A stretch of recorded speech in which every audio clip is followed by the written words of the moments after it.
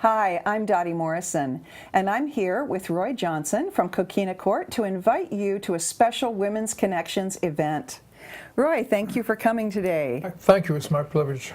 Now, how long have you lived in Coquina? Well, we actually moved in about 7 years ago, but we've been moving in slowly, but the last 2 years we've been staying here most of the time. Okay, and your wife, Carol?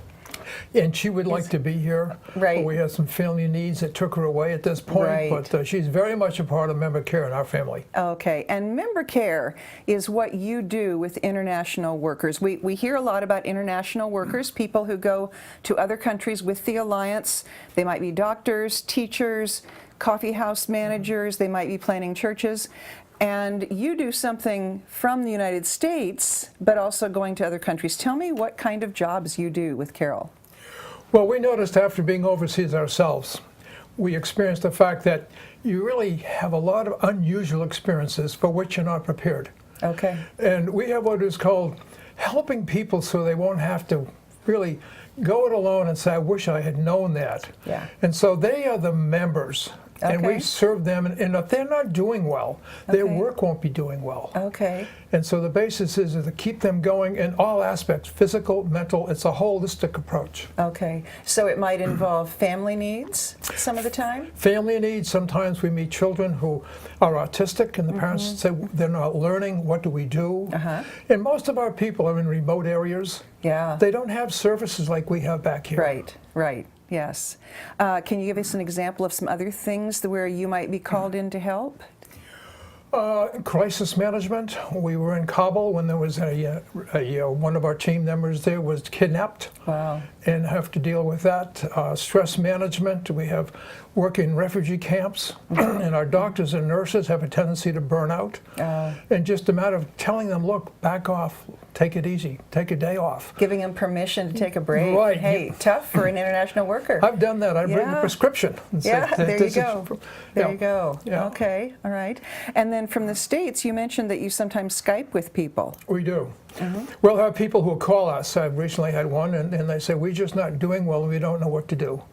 And after listening for an hour or so, knowing they're so remote, I say, I recommend you leave where you are, and here's 2 suggestions, 3 suggestions to go.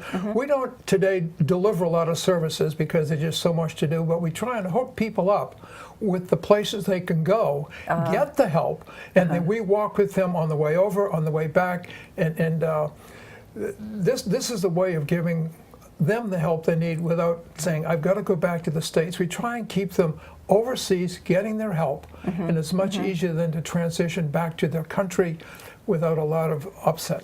Okay, and it sounds like that might also keep people who might just give up and feel like they had to quit for whatever reason.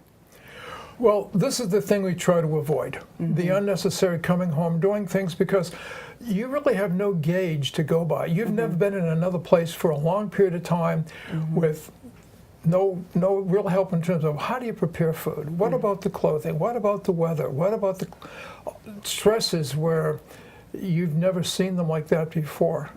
And so we go and normalize a lot of that. Okay. I have people say, am I crazy? And I say, not really. You may be crazy to be doing this, you know. But no, this is what you don't understand. You're doing well. Yeah. You really are doing well. Don't give up. Okay. Yeah. How long have you and Carol been doing this work? Well, full-time now, 15 years. Wow. But we were overseas for 15 years and worked in personnel for 15 years before Okay. that. So it really has been pervasive Yeah. through our entire ministry. Okay. Now, people are going to come to the Women's Connection meeting to hear you speak. And what might we learn from what you're going to say? I think the biggest thing is how you can be actively involved, because the church sends these people. Yes. They pay for these people. Yes. And then they used to say, well, I hope some missionary overseas or mission takes care of them. I think the church needs to be involved in. And our people here need to learn about ways. Now, we talk about prayer. Yeah. And we talk about writing letters. Yeah. But there's a lot of things you can do. And you are part of the ministry. Okay. Okay, that's very good to know. So someone would want to come and learn how they can help. Someone who is working in another country and doing good work, but needs that little extra touch from home. Well, to realize how important it is, Yeah. how important it is that someone knows me and cares about me yeah. and would be willing to write a letter to me Yeah, yeah, and then write back and say, yeah, I'm praying for you. okay. That's okay. unbelievably powerful. Wonderful. Okay. Well, if you would like to hear Roy talk about member care and how you can be involved, May 16th, that's Wednesday at 10:15 in the hospitality room of the Village Church. Come a little early for some wonderful refreshments and to talk with your neighbors, and bring some along who might want to hear about this.